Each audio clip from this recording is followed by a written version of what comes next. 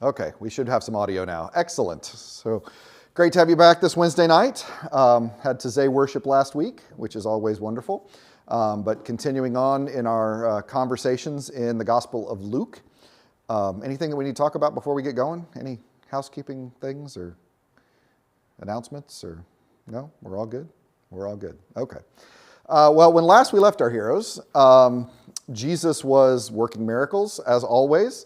And he'd healed the widow's son, touched the mat. We talked about how Jesus is doing a lot of touching in the Gospel of Luke and how people are touching Jesus in the Gospel of Luke. And he touched the mat that the dead boy was on, and the boy came up. So we're going to continue on. Awestruck, so this is after those miracles, awestruck, everyone praised God. A great prophet has appeared among us, they said. God has come to help his people. This news about Jesus spread throughout Judea and the surrounding region. So one of the things I talked about with all the touching, and that's one of the reasons I wanted to mention, was that, in the Old Testament, things that were clean were soiled when they came into contact with things that were unclean. So an unclean thing made a clean thing unclean. Here in Luke, Jesus is cleansing the unclean things. He's cleansing the dead. The dead person is being raised. The leper is healed. And so you don't have, in the Old Testament, the cleanliness rules were protecting the people from the presence of God. Here in the New Testament, God has come out of the temple and is healing. And so they get this, right? God has come to help his people. They understand this presence of God that is coming. But then comes one of my favorite parts of the Gospel of Luke. This is only in Luke, but I think it's great. John's disciples informed him about all these things. John called two of his disciples. Now, John's in prison at this point, right? He's been in prison for 3 chapters now. John called two of his disciples and sent them to the Lord. They were to ask him, "Are you the one who is coming, or should we look for someone else?" John the Baptist called two of his disciples and said, "Go and ask Jesus if he's the Messiah. Would you please?" I'm going to need you to get that confirmed for me. Which I just love that John's, here's John the Baptist, grew up with the Christ perhaps, cousins likely, and has his moment of, this is a little much even for me. I don't really know. Really? We just saw what John was expecting, right? Remember the axe that's laying at the tree trunk and the brood of vipers and the fire. He really had that apocalyptic imagery in John's preaching. And Jesus comes, and it's not quite that tone that we've seen that John was preparing. At least doesn't seem to be. And it seems to be different enough that John's like, you know what? You're different than I thought. I'm just going to need to nail this down. Exactly. Are you the one that is to come? Now remember what I said also. John the Baptist was a huge celebrity in the first century. John the Baptist was known throughout the Roman Empire. He had followers. Paul ran into them in Corinth, in Greece. So John the Baptist was a big deal. There was no way you could tell the story of Jesus without dealing with the person of John the Baptist. It's like telling the story of the Titanic without the iceberg. You can't do that. You got to tell the whole story.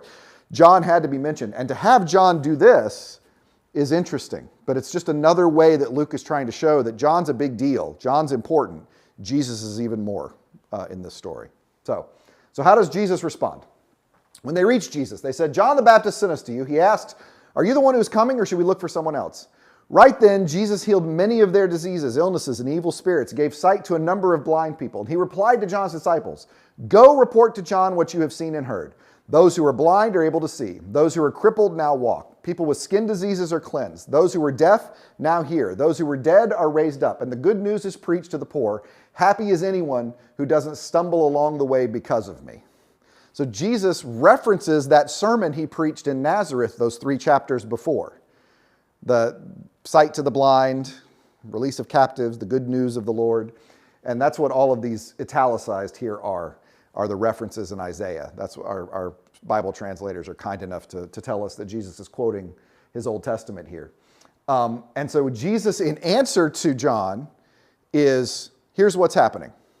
And here's the sermon that's being fulfilled. But you'll notice the blind are able to see, and the crippled now walk, and the skin diseases are cleansed. That wasn't in the sermon. That wasn't in Isaiah. But he adds that. The deaf hear, those who are dead are raised up, good news is preached, happy is the one who doesn't stumble because of me. It's more than I'm more than I even preached in Luke 4. This is what's going on.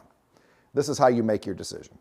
Go ahead, Ben. He left out deliverance to the captives. He did, which is of major concern to John at the moment. Yes, being a captive. Probably why he sent them. Yes. Hey, Jesus, by the way, I've been here for 3 chapters.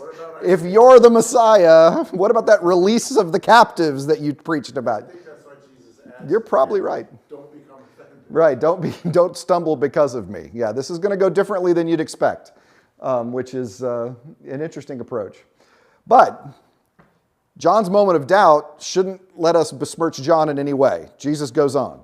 After John's messages were gone, Jesus spoke to the crowds about John. What did you go out into the wilderness to see? A stalk blowing in the wind? What did you go out to see? A man dressed up in refined clothes? Look, those who dress in fashionable clothes and live in luxury or royal palaces. What did you go out to see? A prophet. Yes, I tell you, more than a prophet. He is the one of whom it's written, look, I'm sending my messenger before you who will prepare your way before you. I tell you that no greater human being has ever been born than John. Yet whoever is least in God's kingdom is greater than he. Everyone who heard this, including the tax collectors, acknowledged God's justice because they'd been baptized by John. But the Pharisees and legal experts rejected God's will for themselves because they hadn't been baptized by John. So Jesus takes a moment to go, John's unbelievable, by the way. John's a big deal. John was great. But if you're least in the kingdom, you can be ahead of John. So again, that kingdom of God language that he's talking about here. And again, we have this welcome of the outsider, and the insiders are rejecting John. And then I love what Jesus says. This is a great move here. To what will I compare the people of this generation? Jesus asked, what are they like? They're like children sitting in the marketplace calling out to each other. We played the flute for you and you didn't dance. We sang a funeral song and you didn't cry. John the Baptist came neither eating bread nor drinking wine, and you say he has a demon. Yet the human one, the Son of Man, came eating and drinking, and you say, look, a glutton and a drunk, a friend of tax collectors and sinners. But wisdom is proved to be right by all her descendants. If you ever wanted Jesus to look and say, there's just no pleasing some people, right? John comes along and he's an ascetic, right? He stays away from everything. He fasts. He's a great, and you go, oh my God, the guy's crazy. Look at him. He dresses weird. He eats weird. He's crazy. He said, so I come along and I'm eating and I'm drinking and y'all go, well, look at him. He's a glutton. He said, you know what? It's starting to look like you people just aren't happy. It's really starting to seem like you just don't want to listen to anybody, I think, at the end of the day. So I do love that there's just no pleasing some people. Some folks just going to be miserable. That's just what makes them happy. Interesting how he doesn't seem at all offended by John's question. He doesn't. In fact, he embraces it and talks more about who he is than he normally does. That's true. You know, he often denies it or avoids it. Yeah. And then he comes back and reinforces how important John is. Yeah. Yeah. Yeah. You need to. The gospel story has to talk about John, and Jesus really says more. There's more John in Luke, possibly than any other gospel, I think. We get more content of his preaching in Luke. We get this conversation here in Luke. In John, he's there, and we do get, behold the Lamb of God, but you don't get as much about John as I think you do in Luke. He probably has more than any other gospel. But this paragraph always makes me laugh. There's just, you know what, you people just don't want to listen. That's what it's about. So, all right, we continue on. One of the Pharisees invited Jesus to eat with him. After he entered the Pharisee's home, he took his place at the table. Meanwhile, a woman from the city, a sinner, discovered that Jesus was dining in the Pharisee's house. She brought perfumed oil in a vase made of alabaster, standing behind him at his feet and crying. She began to wet his feet with her tears. She wiped them with her hair, kissed them, and poured the oil on them. When the Pharisee who had invited Jesus saw what was happening, he said to himself, if this man were a prophet, he would know what kind of woman is touching him. He would know that she's a sinner. Jesus, showing insight into what this man is thinking, replied, Simon, I have something to say to you. Teacher, speak, he said. A certain lender had 2 debtors. One owed enough money to pay 500 people for a day's work. The other owed enough money for 50. When they couldn't pay, the lender forgave the debts of them both. Which of them will love him more? Simon replied, I suppose the one who had the largest debt canceled. This is a really good translation of this, by the way. There is some reticence conveyed in Simon's answer, because I think Simon knows how he is about to get caught in this conversation. He sees where he's walking into. I guess, technically, if you want to be precise about it, it probably would be the person who forgiven most. That's what I'm guessing. So it really does convey a sense of reticence to express that. Jesus goes, yeah, that's right. You've judged correctly. Jesus turned to the woman and said to Simon, do you see this woman? When I entered your home, you didn't give me water for my feet, but she wet my feet with her tears, wiped them with her hair. You didn't greet me with a kiss, but she hasn't stopped kissing my feet since I came in. You didn't anoint my head with oil, but she's poured perfumed oil on my feet. This is why I tell you that her many sins have been forgiven, so she's shown great love. The one who's forgiven little loves little. It is fascinating to me that this conversation, when Jesus talks about this woman, Simon is offended, right? That she is, I don't know that she's offended that she's there. He's offended that Jesus hasn't gotten rid of her, that doesn't know what's happening. And Jesus places her in the role of host in this story.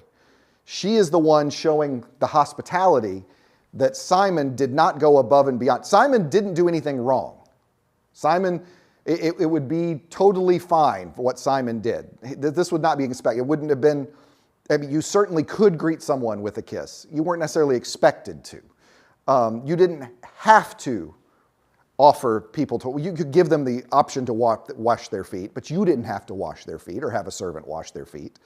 So he didn't do anything wrong, but he has placed her in the role of the host who has gone above and beyond in providing welcome to Jesus, if you will, which I think is an interesting way of Jesus talking about there too, because he's comparing her now to the kind of host she is versus the kind of host he was, and she has gone above and beyond in this story, which I find fascinating in the way he tells it. Jesus said to her, your sins are forgiven. The other table guests began to say among themselves, who is this person that even forgives sins? Jesus once again knows what's going on and said to the woman, your faith has saved you.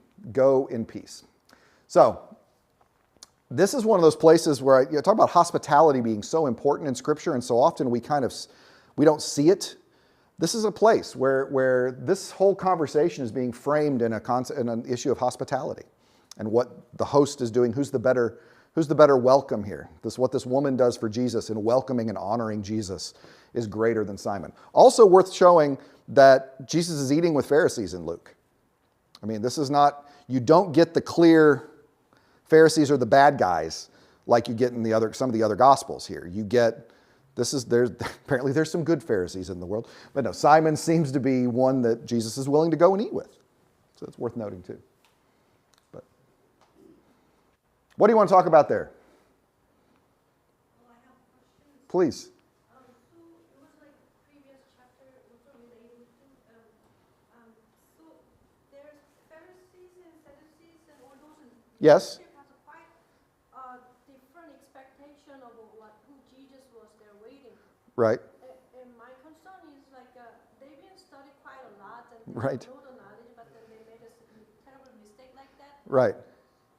What do your advice for us to avoid that kind of same mistake? I mean, we try to learn that Yeah. I'm kind of scared or worried that we got blindsided and made a major mistake.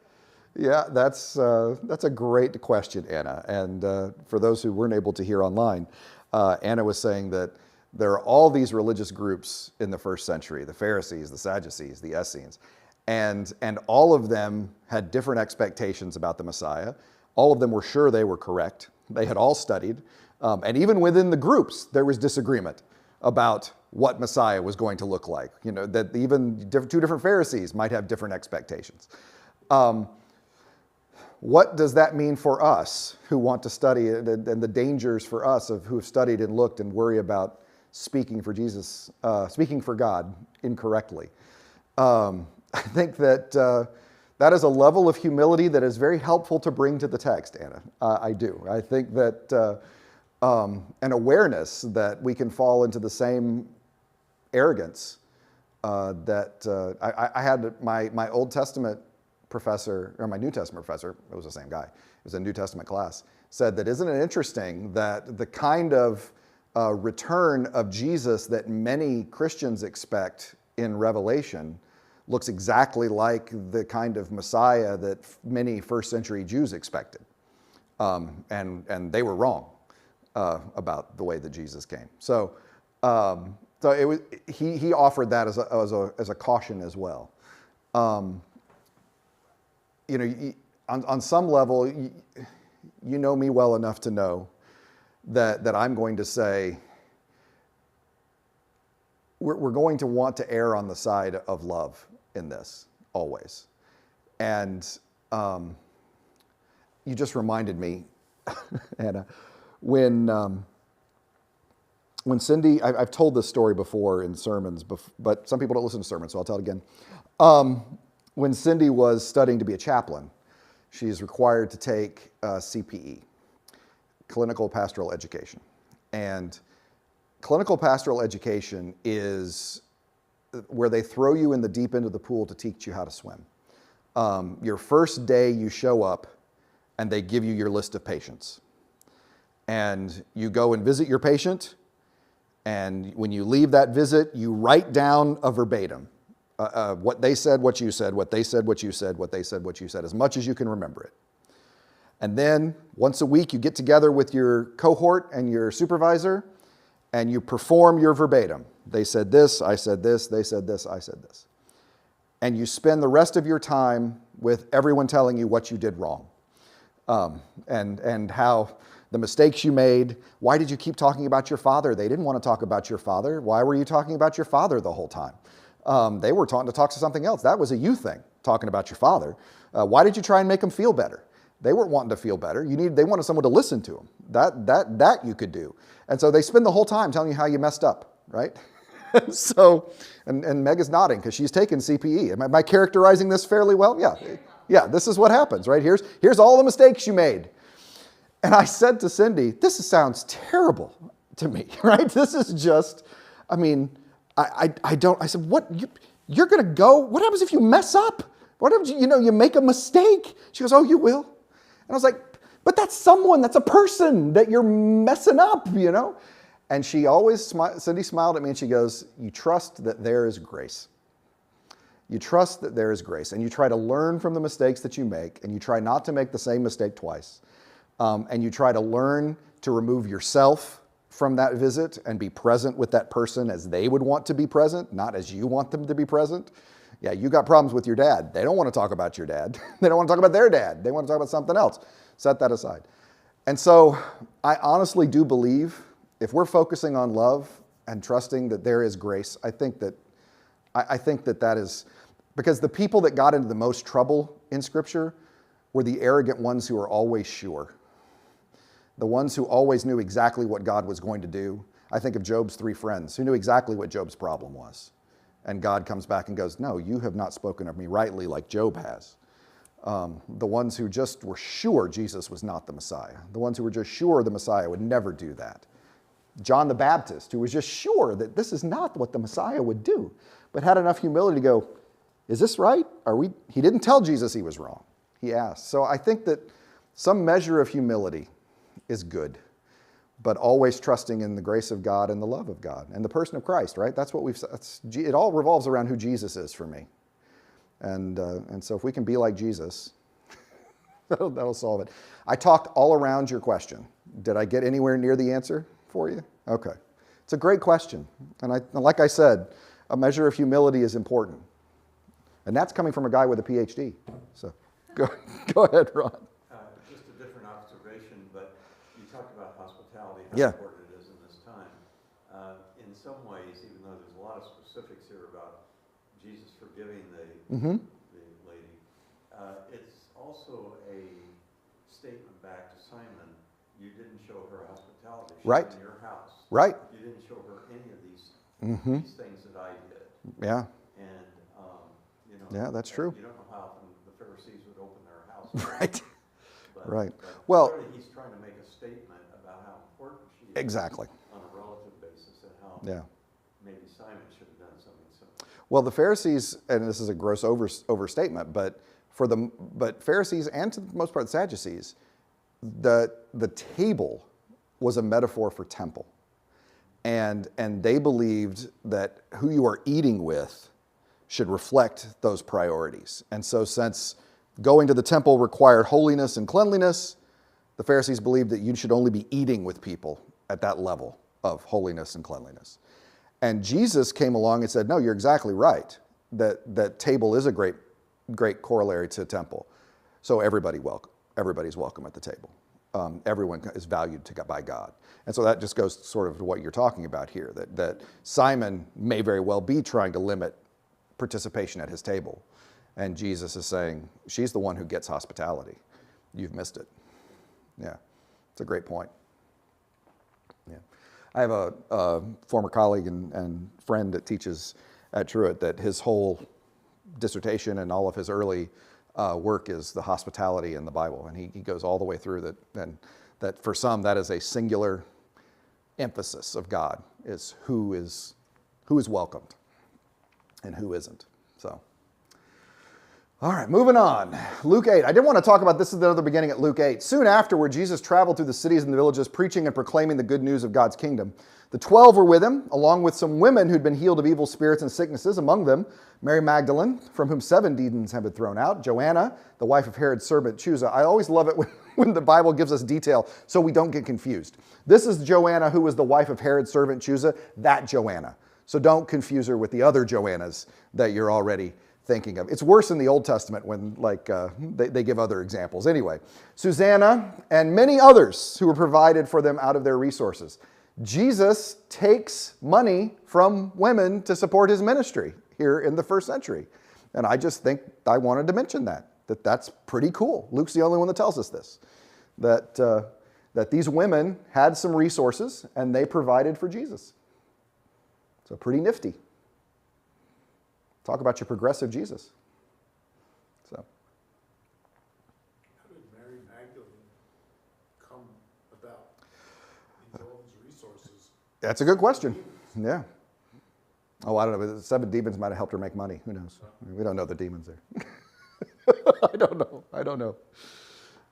Yeah, Magdalene is probably a nickname. I mean, some people have suggested it's where she's from, but I mean, Migdal just means tower.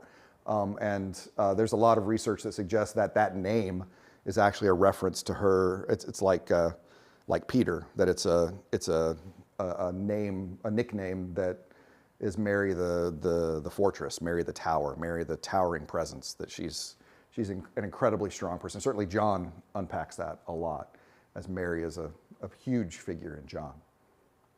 But yeah, don't know where these people got their money, but they had money. All right, moving on down to Luke 8:21. Jesus' mother and brothers came to him, but were unable to reach him because of the crowd. Someone told him, your mother and brothers are standing outside wanting to see you. He replied, my mother and brothers are those who listen to God's word and do it.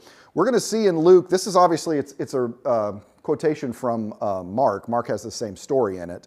But in Luke in particular, there is a strong emphasis on the way in which the gospel undoes present power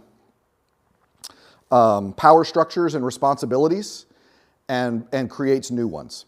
And so my mother and brothers are those who listen to God's word and do it. This is new family that is being established by this faith. Old commitments and responsibilities are being shaken and shifted. We're going to see soon where the gospel is a sword.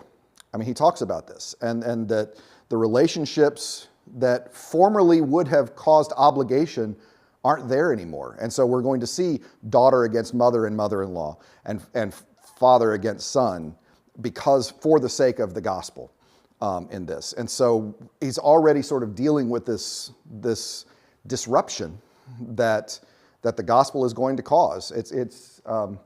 This is a teachable moment. I don't think it's caused a disruption in his family, but he's taken the opportunity to make the point that this is found family that we're talking about as a people of faith. And I just wanted to mention that. One day, Jesus and his disciples boarded a boat. He said to them, let's cross over to the other side of the lake. So they set sail. So clearly they're on the western side of the lake, the Tiberias, the Sea of Galilee, and they're going to go to the eastern shore, which is Gentile territory at this time.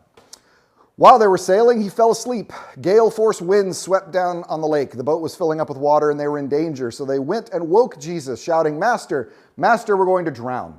But he got up, gave orders to the wind and the violent waves. The storm died down, and it was calm. I always like to point out that there's an old Jewish proverb, a man at peace can sleep through a storm. And I think that's an interesting statement for Jesus here. It's even more concerning for Jonah in the Old Testament, as he was running from God and fell asleep in the boat. And he was totally cool with that decision, running from God. He had no guilt about running for God whatsoever. But this one, much more positive expression of that. Also, I've said this before, but worth mentioning again, the Bible doesn't have, the New Testament, you don't get the kind of explicit claims to deity that some people would like. I think it's more explicit in places than some people give credit for, but you don't get a place where someone goes, hey, Jesus, are you God? And Jesus says, oh, of course, you all get that, right? I'm God. You don't get that. You don't get that direct, y'all get I'm God, right? You don't have that. But what you get are functional claims to deity.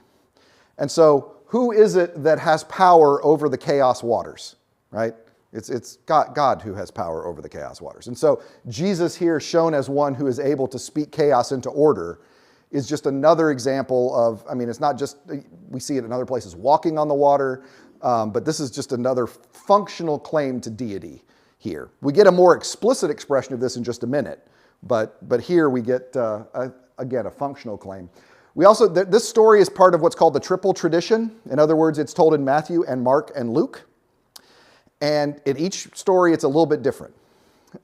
In Mark, the disciples say, don't you care that we're about to die? And Jesus says, have you no faith? Back to them. Matthew is, wake up, we're about to die. And Matthew says, Jesus says, oh, ye of little faith. In Luke, they said, Master, we're going to drown.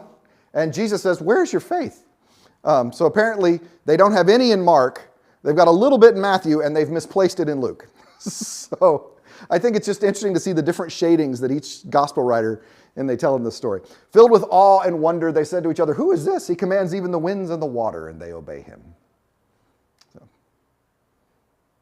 I always think it's interesting to see the different shadings of the different gospel writers. Yeah, Mark, we saw it when we looked at Mark. Jesus is a little snarky with the disciples in Mark. He's a little shorter with them. They're a little shorter with him. Luke, a little better relationship, it feels, in Luke. But then he gets to the other side, and we get one of my favorite characters who on the podcast we have given a name, though the Bible doesn't give him a name, Gary. Jesus and his disciples sailed to the Gerasenes land, which is across the lake from Galilee. As soon as Jesus got out of the boat, a certain man met him. This, by the way, is one verse in particular I remember that Luke is quoting from Mark and fixes his grammar.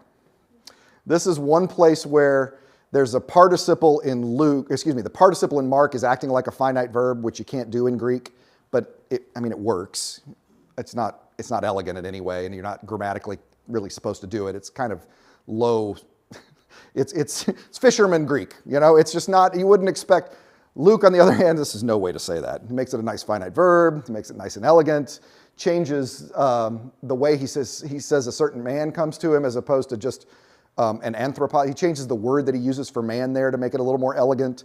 So it's just one of those places where you can actually see the personality of the authors coming into the composition of the text. I just think it's kind of cool. And I just have this image of Luke going, that is no way to say that, as he does it anyway. This man meets him. Notice that here Jesus doesn't go and meet the man. The man comes to Jesus, which is a switch.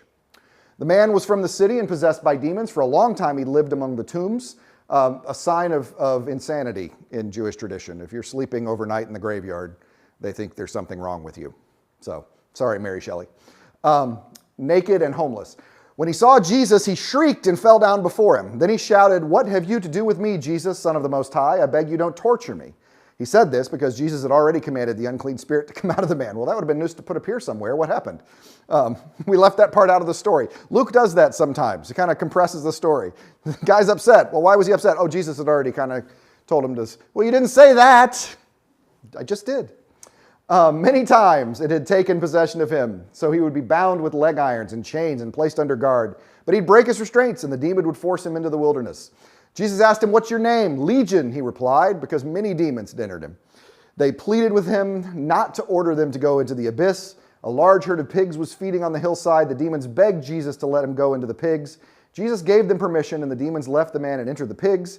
The herd rushed down the cliff into the lake and drowned. An unusual story, certainly. There is a sense here, and I think it's probably true, clear expression of Christ's power over the demons to banish and abolish them, and an acknowledgement that it's not yet time for that to happen. So they go into the pigs. So that the time for ultimate judgment isn't here yet. Might be a reading of that. I think it's probably true. We don't know exactly where this is taking place other than the eastern side of the Galilee Lake. Obviously, it's hard to miss the notion of legion and the Roman language there. We're in a Gentile area using this. And by the way, the pigs have no value in a Jewish story, right? So this is not any great loss as far as... It's the perfect place to put a demon, right? Because going to let him go.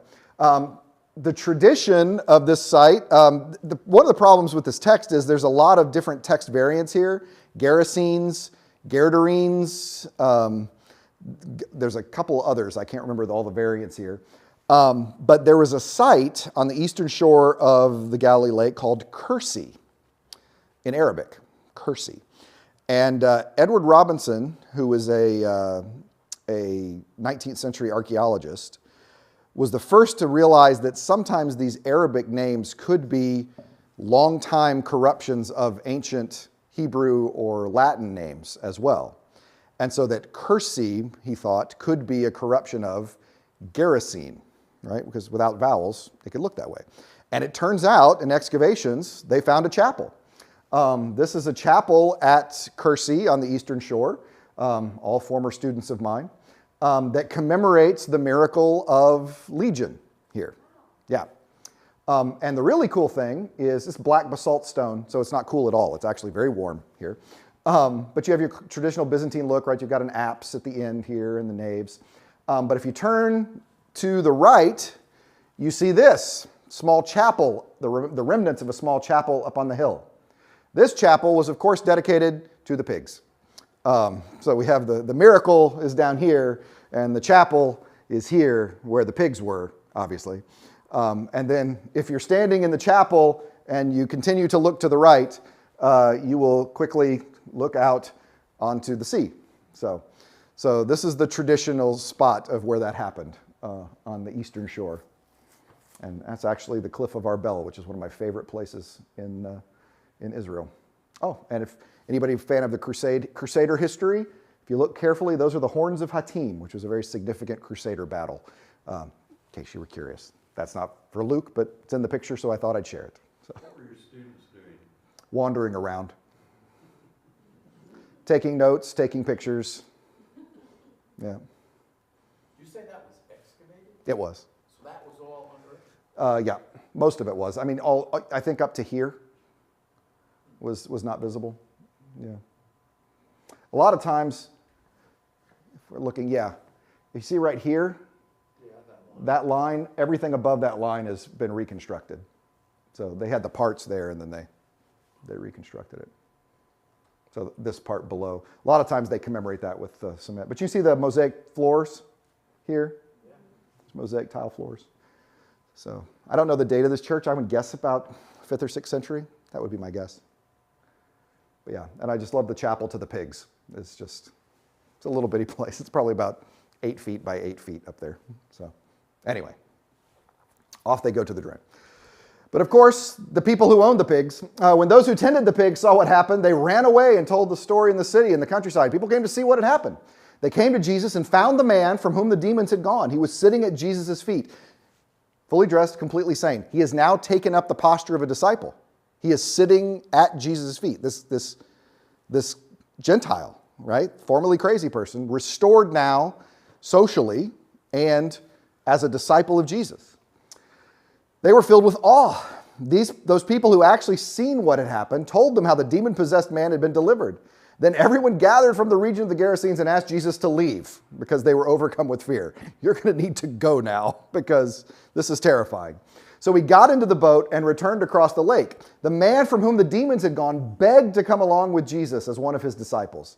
Jesus sent him away, saying, "Return home and tell the story of what God has done for you." Look what happens. Return home and tell the story of what God has done for you. So he went throughout the city proclaiming what Jesus had done for him. So, God is Jesus. How about that? Yeah. So this Gerasene demoniac, whom my friend and I affectionately call Gary. So Gary, the Gerasene, is making a confession that Jesus is God here. And he doesn't, I do find it fascinating. He doesn't tell him not to say anything. Just last week, he told everybody not to say anything. In a minute, he's going to tell folks not to say anything. To the Jewish audience, don't say anything. Our Gentile, go and tell everybody what God has done. Interesting. Why? Maybe it's very believable. He's This is a pretty converted. he's yeah. He gets it, right? This guy gets it. Anyway, let's continue on. When Jesus returned, the crowd welcomed him, for they'd been waiting for him. A man named Jairus, who was a synagogue leader, came and fell at Jesus' feet. He pleaded with Jesus to come to his house because his only daughter, a 12-year-old, was dying. So we're about to get what Mark always does. Mark is more common for these sandwich stories. They're A, B, B, A kind of stories here, where you've got a story, and then there's a story stuck in the middle of this other story. Luke basically takes this story almost exactly the way that Mark tells it, with, of course, a couple of changes. As Jesus moved forward, he faced smothering crowds. A woman was there who'd been bleeding for 12 years. She spent her entire livelihood on doctors. No one could heal her. She came up behind him and touched the hem of his clothes. So this woman, bleeding condition, she's unclean. Blood renders you unclean. She is not going to be able to participate in any religious social thing at all. She's not able to go to the temple. She's not able to go to synagogue. She's going to be eschewed by anybody who understands the situation. She is unclean. She has now made contact with Jesus, but instead of making Jesus unclean, which she would if she were bleeding, at once her bleeding stopped. So again, this healing miracle is not just a healing miracle of her physical situation, but her social situation as well. Because now she can go back into society. She can go back and worship in the temple. She can worship in the synagogue. She can once again be part of the community. When everyone denied it, Peter said, "Master, the crowds are surrounding you and pressing in on you." Again, much nicer than Mark. Mark's version of this is, "Jesus, who touched me?" And the disciples said, "What do you mean, who touched you? There's a whole crowd here." "What do you mean? Everybody's touching you. What's the matter with you?" It's a little snarky. But Jesus said, "Someone touched me. I know that power has gone out from me." When the woman saw she couldn't escape notice, she came trembling and fell before Jesus. In front of everyone, she explained why she touched him and how she'd been immediately healed. "Daughter, your faith has healed you," Jesus said. "Go in peace." Now, we just seen Jesus knows what's on people's mind. We just saw him know what was on Simon the Pharisee's mind, what was going through the mind of the woman, what was going through the mind of the people who were saying this. And so it seems clear here, Jesus isn't asking because Jesus doesn't know. Jesus is asking for a public confession of this from her, an acknowledgement that her faith is healed. Go in peace. Unfortunately, this delay had a cost. While Jesus was still speaking, someone came from the synagogue leader's house saying to Jairus, "Your daughter has died. Don't bother the teacher any longer." When Jesus heard this, he responded, "Don't be afraid. Just keep trusting. She will be healed." When he came to the house, he didn't allow anyone to enter with him except Peter, John, and James, and the child's father and mother. Now, this is a small group in Mark, but there were also the professional mourners that were there in Mark. And the mourners were the ones that thought Jesus was crazy in Mark, not in Luke. They were all crying and mourning for her, but Jesus said, "Don't cry, she isn't dead, she's only sleeping." They laughed at him because they knew she was dead. So that would seem to be the mother and the father. That's not because in Mark it was the professional mourners that were there. It seems here that they had some doubt in this. But taking her hand, Jesus called out, "Child, get up." Her life returned. She got up at once. He directed them to give her something to eat. Her parents were beside themselves with joy. but he ordered them not to tell anyone what had happened. So, again, I find that interesting difference between Mark in the doubt. The doubt could be the disciples also. That's right. It could also be the disciples. It's just they. So, yeah, the Bible does have problems with antecedents. I'm not going to lie. There are plenty of places where he said unto him that he shouldn't do. Who's he? Who he is talking to who he here? So why did he say she's just sleeping? Yeah, you'd think he'd know she was dead. Yeah. So it's a good question, Howie, because Jesus isn't talking about this as a resurrection here, is he? He's talking about it as something else. Yeah. Why did Jesus say she was only sleeping? I don't know.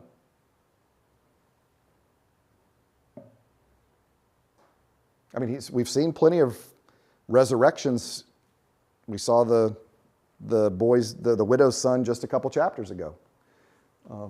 So we know that death is not something that prevents Jesus from working the miracle. I don't know. I'll think on that, Howie. If I get an answer, I'll get back to you.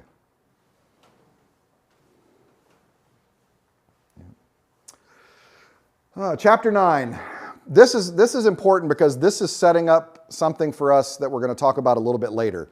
So this is going to be important in particular for us post-resurrection. All right, so store this away now, and once we get to the resurrection in Luke, we're going to come back and visit this passage again, but I wanted to show it to you now. Jesus called the 12 together and gave them power and authority over all demons to heal sicknesses. He sent them out to proclaim God's kingdom and to heal the sick. He told them, take nothing for the journey, no walking stick, no bag, no bread, no money, not even an extra shirt. Whatever house you enter, remain there until you leave that place. Whenever they don't welcome you as you leave that city, shake the dust off your feet as a witness against them. They departed and went through the villages proclaiming the good news and healing people everywhere. So Jesus is telling them to go and preach, but he is also telling them that they can trust in the cultural rules of hospitality to provide for them. So they don't have to worry about money or a stick or an extra shirt, because as they go out and preach, people will take them in, people will provide for them, they will accept that responsibility. You know, remember that hospitality, is very important in the ancient world. You didn't have a Motel 6. You needed people to provide that level of welcome and hospitality. And Jesus is saying, yeah, you're going to be fine with that. They'll have food. They'll take care of it. You'll be good. At the end of Luke, we're going to see that they got to take extra stuff with them, because we're going to see post-resurrection, they're not going to be welcomed anymore. Yeah, talking about Jesus as the risen Messiah is not going to be a message that's going to let them be welcomed. Also, shaking the dust off your feet as a witness against them. Traditionally, this was said to be the practice when you entered the Holy Land. That when you entered the land of Israel, you would shake the Gentile dust off your feet so that you would walk then in the holy dirt, as opposed to bringing that Gentile dirt in here. Leave that Gentile dirt outside. Take your shoes off. And so what Jesus is basically saying is, if they don't welcome you in, you treat them as outsiders. Right? You treat them as Gentiles. They don't get it. You know, the ones that get it will welcome you.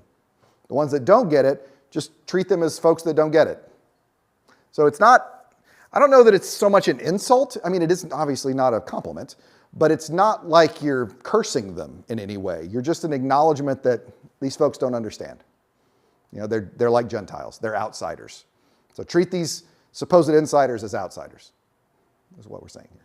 Are there recordings of all the healings?